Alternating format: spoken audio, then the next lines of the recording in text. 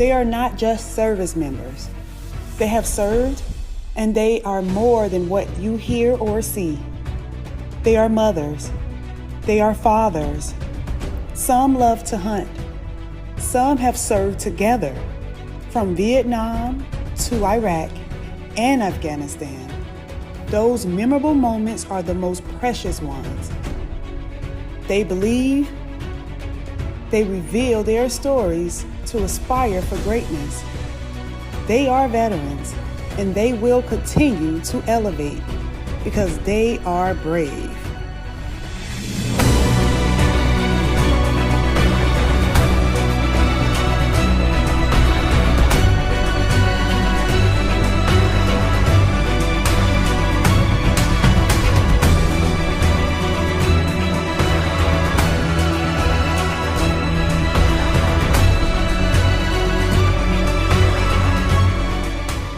My name is Urbina Ulloa.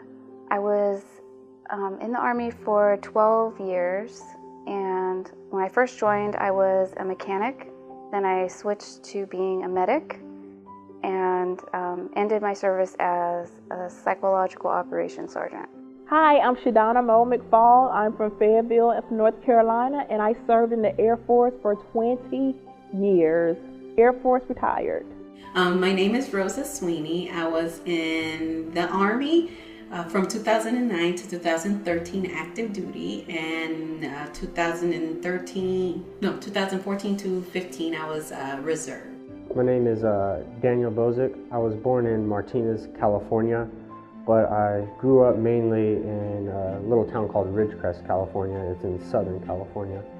Martinez, California is up in the Bay Area, so it's pretty far from where I grew up.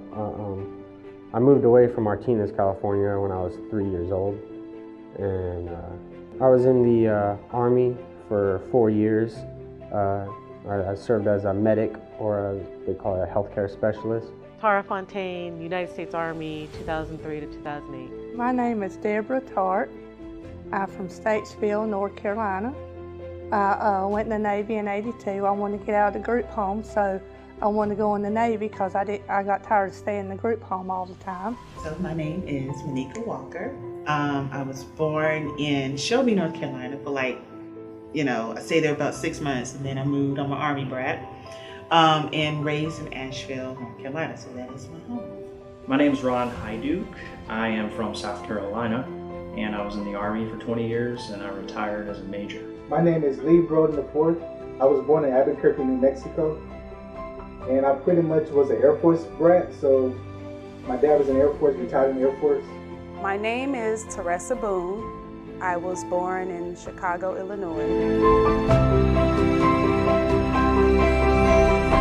My dad had served in the military in Vietnam, and a couple other uncles served in the military. So there was a pretty obvious appreciation of military service in my family. Folks respected that. They saw that as an honorable thing to do. And I had originally thought about that, growing up in middle school, high school age, but then I decided I wanted to become an actor. So I forgot about that, and I went to College of Charleston in South Carolina, where I studied theater. And I probably would have become an actor, except I got sidetracked studying abroad in Europe. And this was pre-internet, so there was no World Wide Web. So going to live in Europe for a year was a huge transformative experience. It expanded my horizons tremendously, and I loved it. And I had traveled all over Europe, and I came back, and I just wanted to go back to Europe. So needless to say, I lost the momentum in my acting degree. And when I got out after traveling to Europe again, I realized that rather than moving to Los Angeles to become an actor, I really needed to have a job to pay back student loans and to pay my living expenses, because I was on my own at this point. From 97 to 2001, I was in the Marine Corps, and I'm like, yeah, I'm done. I'm done with this. Still stationed in DC, so I got out. For 7.5 years, I was out, doing all this and whatnot, and just having a good time. Well, got married in 2001, so Same year I got out, and I'm like, okay, this is great. Husband was still in. He got orders to Okinawa, Japan. I was still in DC, and I'm like, okay, I need to do something because I wanted us to live in DC. So I started working at a college, started moving my way up, became a director, then became, responsible for all these other, high doctor professors. And I'm like, okay, a little old tight of me. I was like 22, 23. So I'm like, I'm doing big things. So when he came back, he was like, I have orders to Camp Lejeune. I'm like, no, you don't. He was like, yes, you did. I'm like, no, we're not coming to Lejeune because there's nothing there. So when we moved here, there was absolutely nothing here. Like this whole street, there wasn't nothing. It was just straight trees and deer. So I was really, really not wanting to do it because I was getting paid nice money.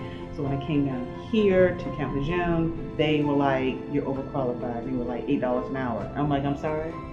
I can't do $8 an hour. So they told me to go to a temp agency, went to a temp agency, and they were like, we can offer you 15. I'm like, oh, wonderful. What are you? You're going to be an assistant to a man who may need you to do errands. I'm like, what type of errands? He wanted me to like buy stuff online and clean up after him. And I'm like, no, that's not going to work. I'm not a maid. My first husband I met in WLC, and I was 22 years old. He was too. We were really young. Let's see, in 2008, I was a specialist. My rank was specialist. I went to the Warrior Leader course, WLC, and that's where I met my first husband.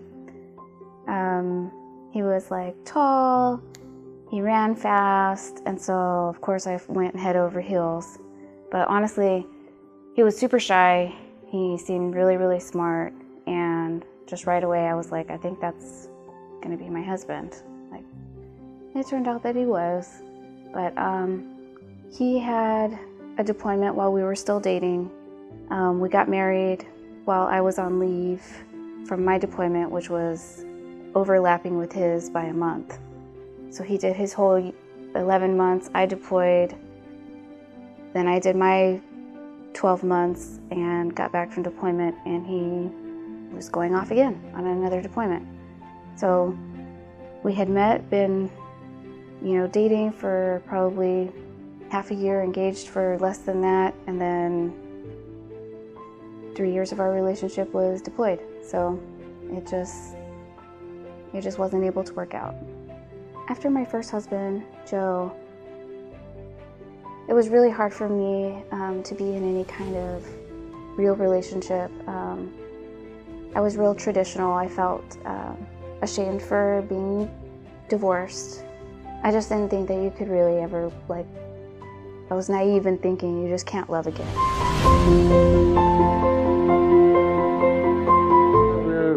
We would share minor little issues that we might be feeling, but a lot of times guys would just, chalk it up and, swallow up their pride and just keep it pushing, which a lot of times is what I would do. But like I said, we're all in the same situation, so a lot of the guys are going through the same thing. So we're all, whether it's spoken or unspoken, we all kind of have this understanding, and a lot of us were to be there for each other.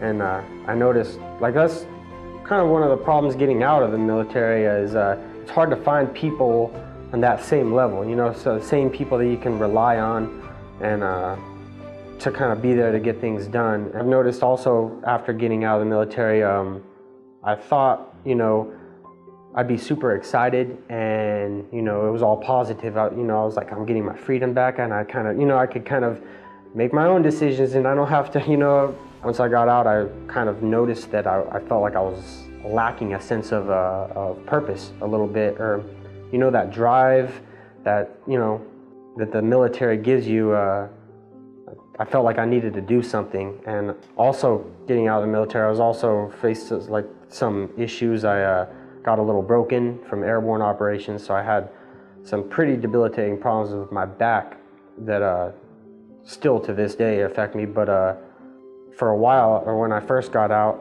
those problems were pretty tough, and I was going through physical therapy and the whole prescription medication thing, and it led even into me having some serious sleep problems. I had insomnia as a secondary to my back problems.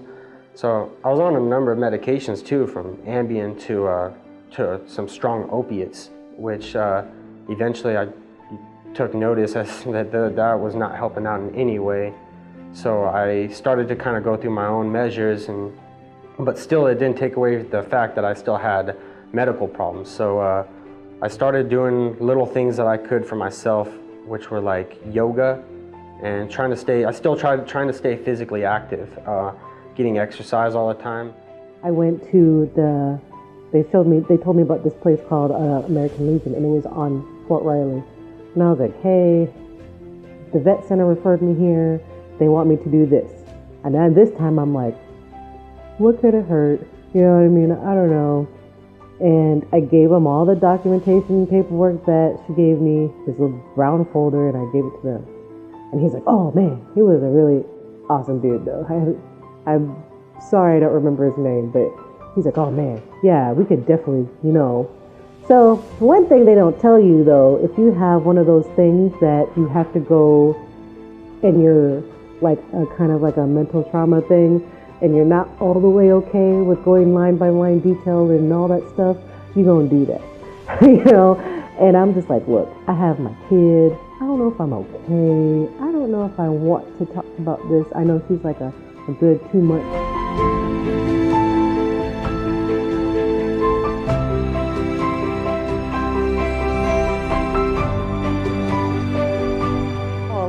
Really a lot of it, because it ain't like going to work every day and working on one job every day, and it ain't like you get to meet your brothers and sisters like you did every day. You get to see them or get up every morning, be at a job like at sun up to sundown work. I am a brave woman because I take chances.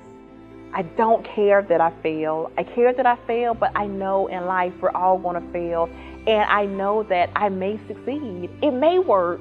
And even if it don't work, I know how to go back and say, okay, well, this is where I messed up, and I'm going to try it again. If I get knocked down, I'm going to get back up. I'm going to have the courage to ask for help, because I know I don't know everything. I know that there are people who are losing sleep over things that I can do in my sleep, and vice versa. I know that there is help for every problem that we're having. And I'm not afraid to say I need help. And I'm not afraid to help you if you need the help. I don't think that if I give you something, that's not gonna take anything away from me. If I have all this information, I would be crazy to die with all of this information. And I tell people all the time, there are veterans who we are letting die with all of this information. So I'm brave because I go for it. I am a go-getter. If I want something, I'm going to get it. Well, during my 4 years medical supply in the Army, I was on terminal leave my last 2 months of my 4-year term. So in August, I didn't have to put on a uniform no more. I still get paid up to October. But 9/11 happened because 2001, and I decided to join the Air Force Reserves. So the Army had to do a letter release me from the Army in order for me to join the Air Force Reserves. Same thing that I've been doing to my husband's soldiers who don't want to stay in, and I have been getting out. You know, they come up to me and they ask me, I was like, well, what do you think I should do, you know, now that I'm getting out? And I say, well, make a plan. Make a plan. Because if you get out without a plan, you're going to suffer. You need that plan. You need something concrete, and you need A and B and C plan, because if A doesn't work, then B is going to be there. But if B doesn't work, then at least you have C, you know, and you have to have a plan. Getting out without not having anything is the most difficult thing ever. Emails every day said, thank you for your service. Thank you for honoring. I wanted to find a way to reveal stories, realistic stories that's relatable to people. And it's not just realistic stories. It's stories that people don't really talk about or don't know how to talk about. And it's service members, people who serve.